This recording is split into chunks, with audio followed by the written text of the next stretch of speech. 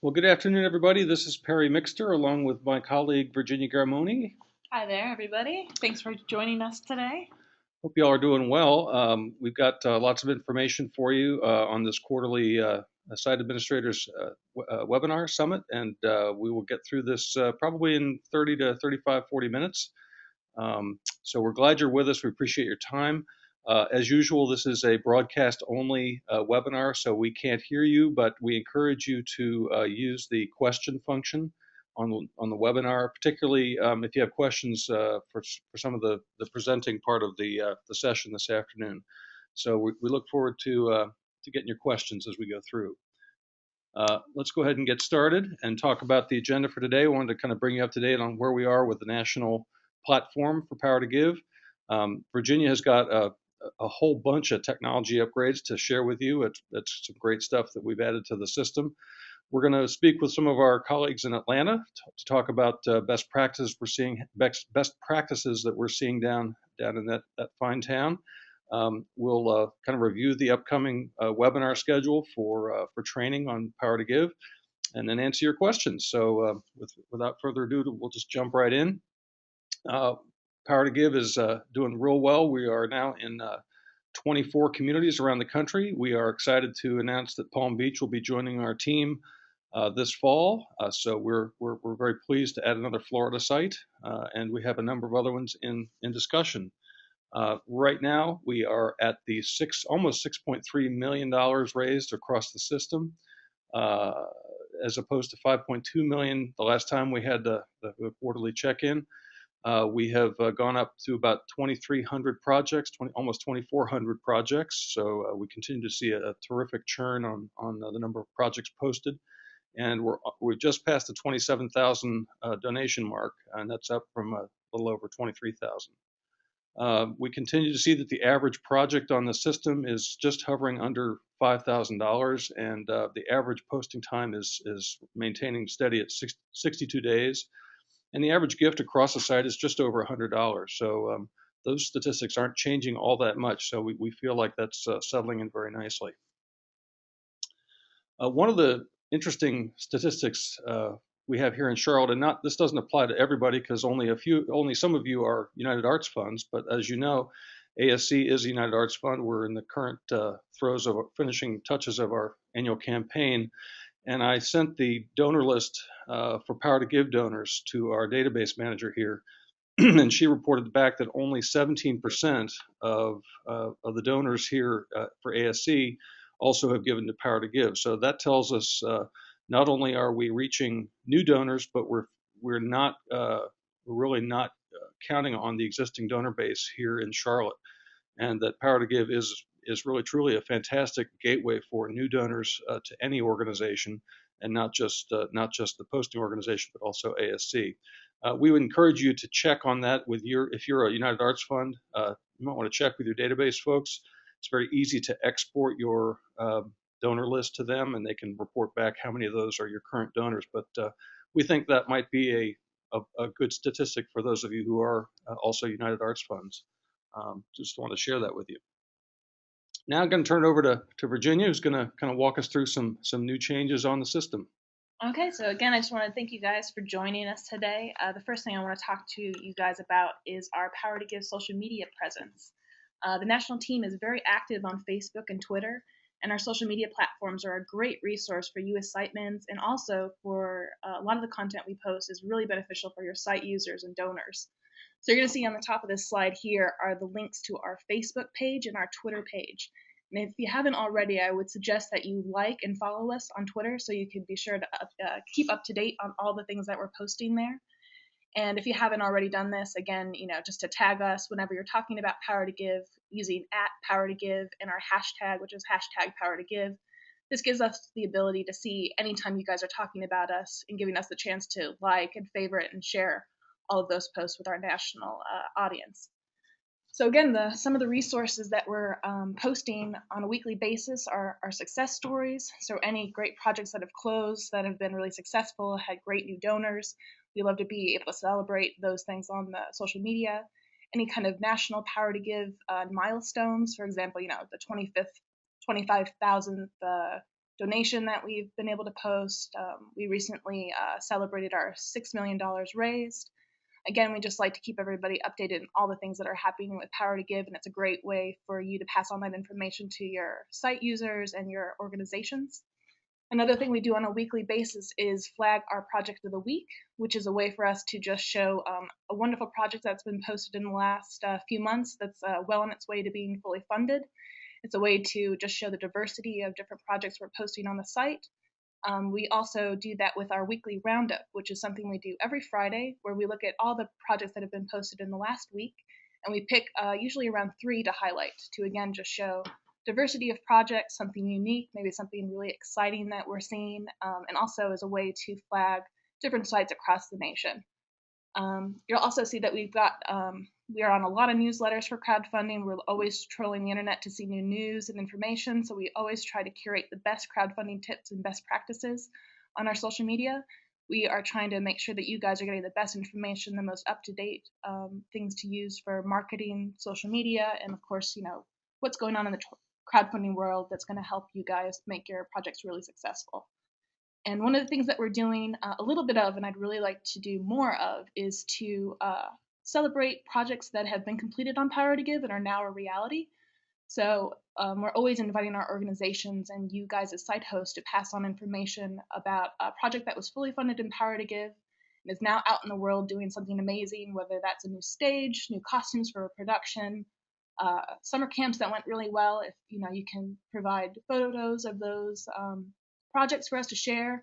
If you saw any great press releases, for a show that came up that was fully funded through Power to Give or partially funded, we'd love to be able to celebrate those achievements and to just again show the impact we're having in our community across the nation. So not only are you going to use this as information, but I want you to really think about this as a marketing tool. Think about this as a national exposure for your projects. I know that you guys are doing amazing things locally, working with your communication and marketing team to spread the word about what's going on here. But again, if you're tagging yourself and using that hashtag, we can see those projects and those posts and also share that with a national audience, a way to expand your donor base. So without further ado, let me jump into our technology enhancements. I'm going to try and go through these fairly quick, but we've got a lot of great things to talk to you guys about. One of the first things you guys will probably notice is that on our homepage, we've added a new Go button.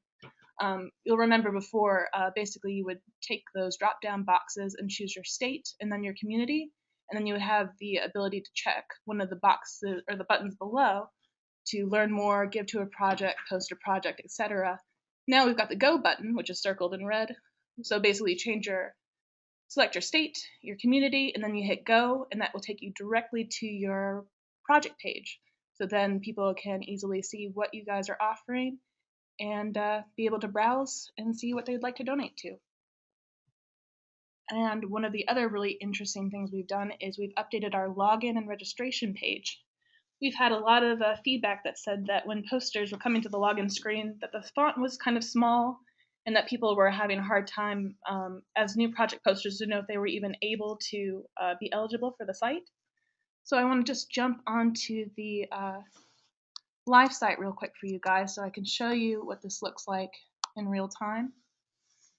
And I can demo the Go button too. So we're just going to go ahead and select Florida and Broward, Central Florida, and go. And you'll see all their projects, and you can scroll down to create and manage projects. And now you can see the new screen. So if you're a registered user, you can just log in as you normally would. If you're new, you can say to yourselves, okay, I'm a new user. Is my organization eligible? So you click on there, and it will take you straight to the frequently asked questions, and it will open up the question, who can post a project? And of course, this is all going to be different for every site, because you guys all have different basically gateways, who's allowed and who's not. But this will make it very clear for your organizations, who can post. If anyone's interested to know more, they'll be right there in the frequently asked questions page. Okay, the next thing I want to demo for you guys, and I guess we can go to our slide first. Mm-hmm. So the next thing I wanted to talk to you guys about is our solicitation expiration notification. I know not everyone requires by state to have a charitable solicitation notification, but those of you that do, realized that if you have to have a current solicitation license to be able to post projects on Power to Give. Now, in the past, if your license had expired, the system would just not let you post a new project and didn't have any information about why that was the case. We've streamlined this process to make it easier for our organizations to be able to post multiple projects. So if they're already a registered user and their charitable license is expiring, they will receive a email notification 30 days out that will tell them that they need to renew their solicitation license or update their information to be able to post new projects. And then we also have this cool feature where we have a pop-up window. So let me jump again to our live site. And I'm going to log in as myself. And I've made sure that Harry just pointed out I need to be in my state. Let me get onto our Charlotte site.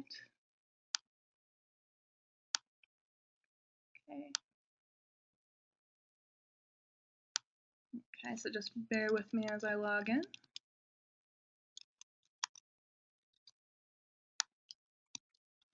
So I'm a new user. I just imagine maybe I've been doing Power to Give for a while. I want to log in and post a new project. And when I log in, I realize, oh, my solicitation license has expired. So I have this wonderful new form that we've created on the site that tells me that my current solicitation license has expired, and if I would like to post another project, I either have to manage my account in my dashboard, or, how handy, I can actually just add in my new expiration date right here, save changes, and now I am up to date. And now I can start posting projects from my dashboard, manage my account. You'll see that all that information has already been updated in the system, which is very handy. So I think that's a really exciting feature. I know not for everybody, but for those of you that have solicitation license, I think it's going to make a big difference for your organizations. And you'll also notice that the editing, the boxes here are a little bit larger, so we've got a text enhancement as well. Yeah, that's true. So anything in manage accounts and also the change password, and then again the login and registration page has been updated a little more elegant, a little more streamlined, also easier to read and navigate.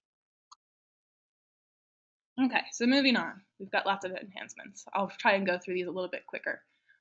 We had a bug where we were having trouble with syncing the time zones for all of our sites, and that now has been fixed. So you'll see all of your projects countdown will be for your time zone.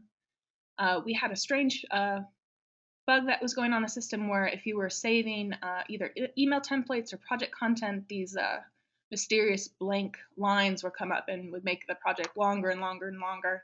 We've finally hammered that out, so now these blank spaces are no longer appearing.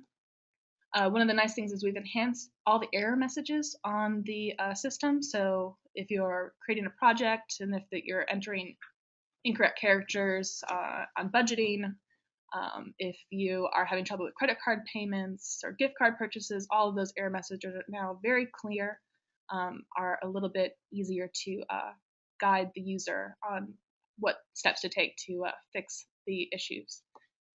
The other thing that we've done on the admin console end, we've added a project status field on the project report, which I don't know about you, but I find really helpful when I am looking for closed projects within like the last month, just to make sure all of my payments have gone through. So now I can not only select what site I want to look at, what the date range is, but I can say if I want to only look at closed projects, which makes it much easier than looking at all of the new and rejected and projects on all different states. So moving forward, we've migrated all of our sponsor logos to a new storage system. This is something behind the scenes, but basically when you are on the project page and you have a matching sponsor, you'll notice that on the project page there is a small logo. Before, the system would basically load each individual image one by one, which really slowed down the speed of the site. We've now been able to store those images on basically an external server, which allows the Power to Give project page to load almost instantaneously. So it's created a much faster page, a much better user experience for our donors. And I think it's a really great feature. If you guys are interested in learning more, you can just shoot me an email and I'll give you all the nitty-gritty details. The other thing we've done on the admin site, which I like a lot, is when you are looking at your site users, you always have email, first name, last name, phone number. We've now added a cultural organization section. So if I want to know at the Charlotte Opera who are my site users, I can easily organize my list by organization, look at Charlotte Opera, and find exactly who I need to contact. This column used to just be called roles, which was always site user, so it was a function we weren't really utilizing to the best of our ability. And I think, again, it's just going to make finding your information much easier as an admin. So the only other thing that, well, we've got a lot of other things going on, but one of the big things I want to talk about as far as technology going forward is we're looking to streamline our social media and our Facebook sharing. We're looking to, Facebook's basically done a lot of changes with the way they're sharing images on the site, so we're trying to find ways to enhance the way project pages are being shared on the internet. So we're trying to get better images, larger images. We've also found that if a project has posted a video, we are able to share that video on Facebook directly. So instead of just having a photograph, you'll actually get to see the project video. So we're looking into making that a feature for sharing projects through Facebook. And then also, this is something like I want to talk to you, each of you guys individually about at a later date, but basically right now we have a default link that comes up when you share a project on Facebook that says something like, I'm supporting this project on Power to Give, check it out, with our hashtag. What I'm proposing is that each site would have a specific default link. So you can say whatever you want about your project and make that a feature for your organization. But again, that's something we're working on. It might change, but if you guys had any feedback on that or any tips and tricks, I'd be welcome to hear more from you guys. And finally, I just want to say again about, we're always trying to enhance the site and make things better and more user-friendly. And the biggest way that happens is by request from you guys. So if you have anything that is acting funny, you think we need to fix, anything you think would make the site better, the best thing to do is to contact me. My email is right here, virginia.garamoni@artsandscience.org. The only thing I usually need is a short description of either the enhancement or what the bug is. And again, if you can provide screenshots whenever possible, that makes it easier for me to see what you're seeing and to be also able to pass that information on to our developers to make basically the fixes smooth and quick. And I think that's everything on my end today, so I'm going to hand it back over to Perry to introduce Atlanta. All right, thank you, Virginia. And again, if you all have questions about what we just covered, please post your questions in the question function. We'll circle back after the Atlanta presentation and cover any questions you might have. So now we're going to introduce our friend Lena Karstens down in Atlanta. Let's see, we're going to go ahead and I think, Lena, if you'll unmute yourself, can you hear me? I can. Can you hear me? There you are. Welcome. Excellent. I'll turn the program over to you, and I'll drive the slides for you, and we'll see what we got going on in Atlanta. Great. Well, I'm Lena Karstens, as it says there. The picture you're seeing is our launch event. We launched Power to Give in August 2012. And I wanted to real quickly give a context of how we use Power to Give in Atlanta, because I know it's different than how it's used in some of the other markets. And then actually I'm introducing one of our organizations that's worked with us quite a bit. So in Atlanta, the Office of Cultural Affairs acts as the admin, and we are also the sole match at this point. And we treat the program as an extension of our traditional grants program. And originally, we started doing some of the marketing around the launch, but we just found that our organizations are just so much better equipped. And so we focus instead on having that match, administering it on the back end, and the organizations really focus on marketing their individual projects. So I wanted to share some data about Atlanta in particular. Perry asked us to talk about it because he said he noticed that we had a lot more smaller projects than some of the other markets across the city, or across the country. So you'll see that these statistics are just from the last fiscal year. We just had our last projects end the end of May. Because we use it as an extension of our traditional grants program, it follows our fiscal year. So if you went online today, you'd see that we have nothing posted because we're in this quiet period during closeout before the next budget is launched. So in this past year, we've had the things that I think are most interesting is in addition to raising $281,000 from individuals that we then matched, we had just over 1,500 donations, but of that, 1,000 of them were unique donations. I think that's important. And then you'll see our average donation was 183, so I was interested to see that nationwide the average was 136 for projects with matches, because all of our projects have matches. And since 2012, we've raised almost $1 million, and we anticipate that we're going to hit that $1 million mark probably in September. And Perry, you can go ahead and take me to the next slide. I like data, so also looking at Atlanta as a market. That first column has all of our organizations that participated in this last year. And again, some of the same things we looked at in terms of the number of donations, the average being 183. The median, I think it's important to look at the difference between the two. The median was 75. And then of those, 27% were $25 or less, 71% was $100 or less, and just 2,000 were those major gift amounts. This isn't on here, but 19% of all of the donations were exactly at that $100 mark, so that really does seem to be a sweet spot for donors within the Atlanta market. We've noticed that our organizations tend to use it differently. MAOs are our major arts organizations that participate in our traditional grants program, and those organizations have budgets of $500,000 or more. What's interesting to note there is we only had 14 of those organizations utilize the program this year out of 19 that were eligible. And the 5 that decided not to use it, what we've heard from them, even though that means in essence that they left $20,000 on the table that they could have raised through our programming, is that they found that it just was very intensive, labor-intensive, time-intensive to raise money through crowdfunding, and that it required a lot of coordination across departments and a lot of different staff involvement. And the other side of that is that we found that the crowdfunding approach works really well with our organizations that can be more nimble and creative and maybe don't have that large staff that they have to negotiate through. So the unintended consequence has been that our small to mid-sized organizations have done extremely well with that. Center for Puppetry Arts, their numbers are in the last column there, and that's the organization that I asked to join me today because I think that they've been particularly adept at figuring out how best to utilize crowdfunding, even though they are a large organization, and figure out how to raise those dollars in a really meaningful way. So I can answer any questions you have about Atlanta data perhaps at the end, because some of those might tie into and be answered by my friend Rainey from Center for Puppetry Arts.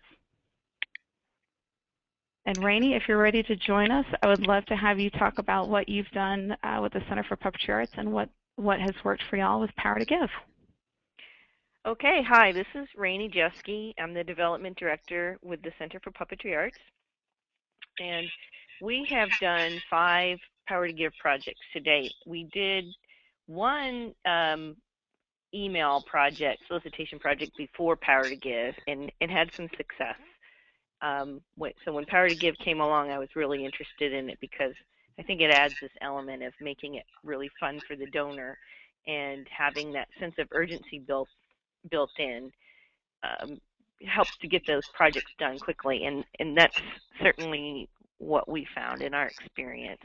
And it's been a really great way to play around with this whole idea of raising money by email and crowdfunding.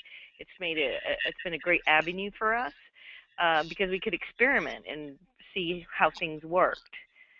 We found out that what we chose for the project was really important. Our donors are really, really interested in sponsoring field trips.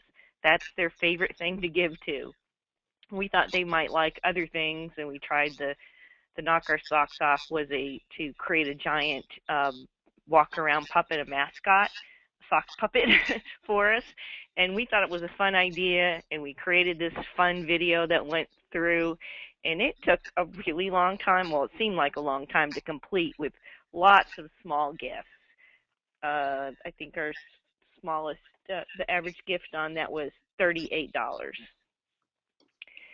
So after that experience, we decided to do the field trip sponsorship, which we knew our donors really appreciate and like, and that project was very finished quickly, and we had almost double the average gift, $125 on that. The third project we did was Puppet Camp, and that again was acted more like Sockley. Our average gift was $60. It seemed to take a little longer to get that one done than field trip sponsorship. So we were very glad when the city said we could, we didn't have to do a different project every time, and we went back to what we know our donors like the most, and that's field trip sponsorship. So this last time was very interesting because that project finished with just 3 emails, whereas in the past it would take 4 for us to finish our projects. And this last one, with the 3rd email, we raised $3,375 in less than 24 hours. That project was over. And we found, Sockley, that was our second email. Some of the things we learned, and these are best practices, is we explored email fundraising. We attended some webinars on the topic, and we found out that it really does make a difference. We did A/B testing if the email comes from somebody rather than the organization itself. We also found that personalizing the message helps, and we tested subject lines and found that if they were short or maybe a little bit mysterious, that they worked better than saying things like double your gift. That wouldn't get as many opens as magical. Overall, it's been a wonderful experience for the center. Of our 142 unique donors in all 5 projects, 67 were new, so that's 47% of those donors were brand new to the center. They'd never made a contribution before. And of those, 28% have since made subsequent additional gifts.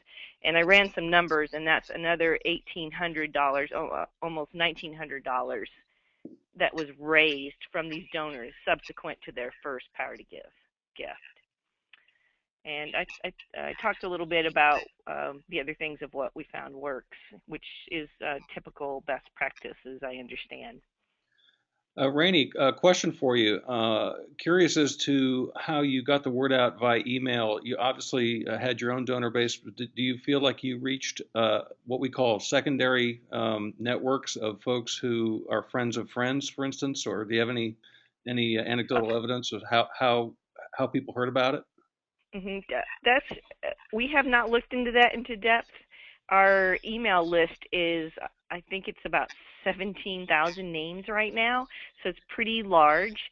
I do know just from recognizing names or because I knew some of the donors involved that they had gotten relatives and friends, definitely. Oh, and I actually personally experienced that. I posted our very first project on my own Facebook page and had a number of friends of mine go to give. So that definitely works, to asking people to post the message on their own social networks.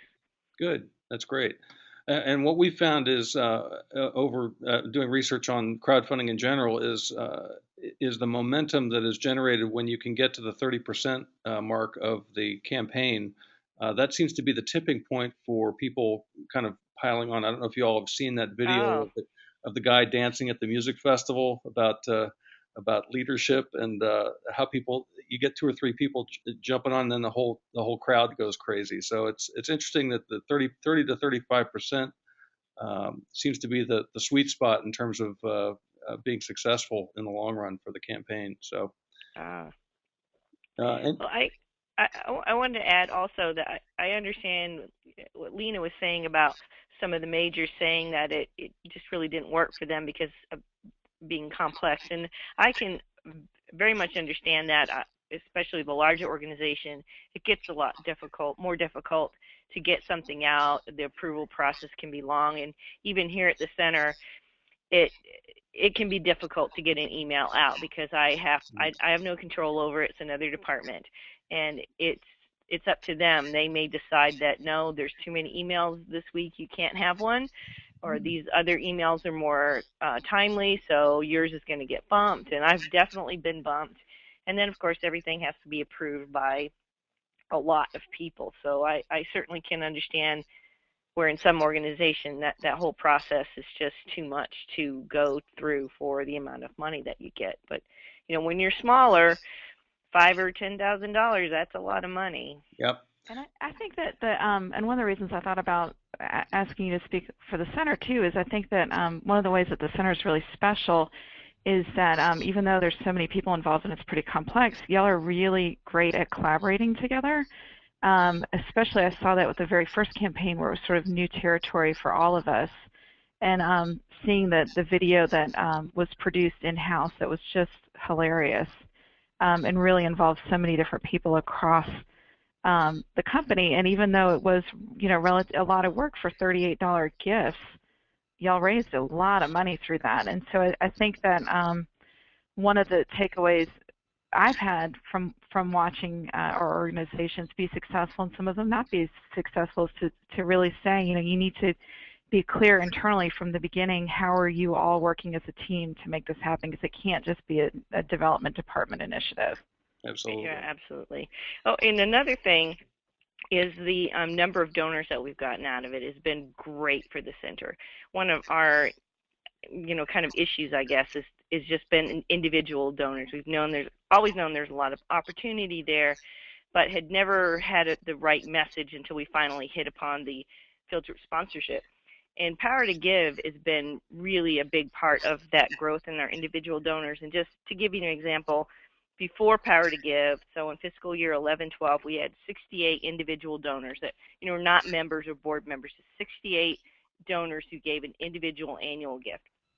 Now, this year, 12-14, we have 234 individual donors. Wow. So that's a 244% increase over that, barely 3-year period or 3-year period. That's fantastic.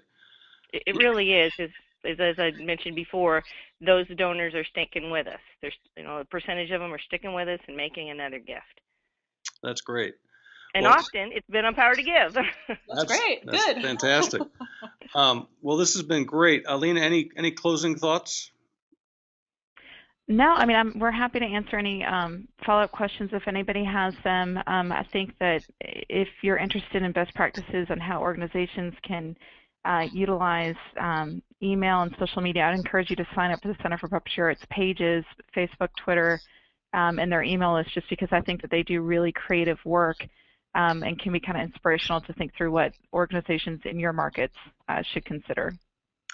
Well, again, I know we don't normally on these calls go all the way down to the project posting kind of best practices, but I thought this was terrific because we were looking at the Atlanta statistics and had a number of organizations that really did well with a high number of small donor gifts, and that's really where we feel Power to Give is strongest. And the Center for Puppetry Arts certainly is a great example of how an organization can take this platform and utilize it. And again, it gives credence to the statistic that I talked about here in Charlotte, where we have, we really feel like this is becoming a terrific gateway for first-time donors into the nonprofit market. So, ladies, thank you both very much for this. We will certainly we'll be archiving this presentation and make it available to folks around the country. And I want to thank you for your leadership in that respect. Thanks for having us. Thank you. You're welcome. We will continue on here and finish up the presentation. If you all have any questions, you guys are very reticent today, very shy. I don't see any questions. We must be doing a terrific job of answering your questions. Hang on one second. I can't do two things at once, as Virginia can confirm.